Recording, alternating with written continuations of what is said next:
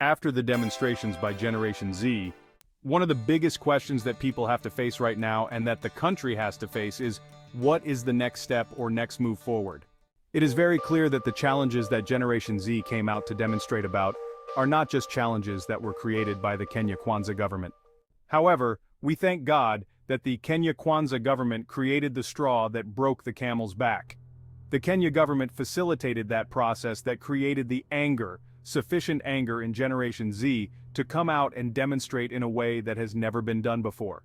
I believe that it was very important that this country gets to the place that we are in, because the challenges this country faces have to be confronted head-on, as these are challenges founded on the bad foundations laid by the so-called fathers of the nation. Now, the biggest challenge this country faces is corruption. I believe that corruption has two sides of it. This is the corruption driven by need and the corruption driven by greed. My guess is that corruption driven by need is about 70%. Corruption driven by greed is about 30%. The corruption driven by need is driven by the need for finances because we have built an economy and a country that you literally need money to do everything, including staying alive.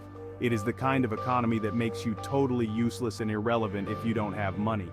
For example, when you get on the road and they say it is automatic that you must have a mistake if you're driving. So you keep 50 bob, not because you want to bribe the police. Not because you're motivated to bribe, but because there's a need to avoid problems with the police, so you keep these extra 50 bob to ensure that you take care of the police's little problems. There is that situation where somebody needs a job, maybe a military job, and so you need to pay 100,000 shillings in order to get that vacancy.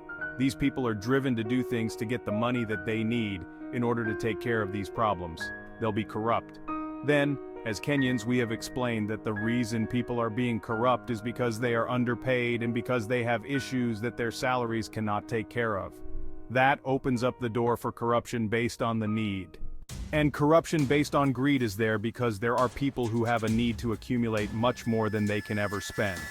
These are the people who will corrupt their way to get an office, a tender, or to acquire property in a prime area.